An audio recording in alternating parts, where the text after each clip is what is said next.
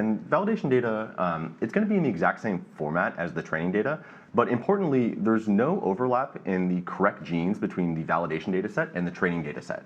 And what that means is that the model can't cheat. It has to, or it can't learn to just memorize a list of symptoms and associate those with the gene. It has to actually generalize from the training data set to the validation data set. Gotcha.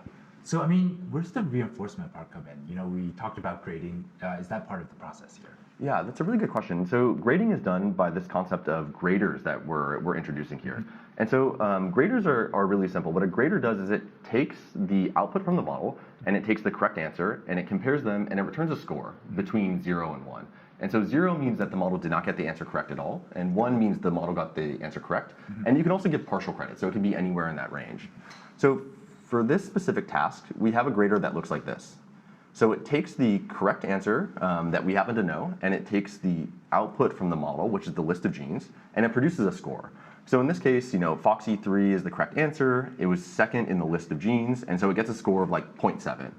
I see. So if it had instead said FOXY3 was first in the list, I would have gotten a grade of 1? Yeah, exactly. Nice. And then as it gets further and further along the list, the score kind of gradually decays to 0. Ah, nice. Makes sense. But what if I have a task that isn't, you know, grading a ranked list? Do we have other graders that are more general?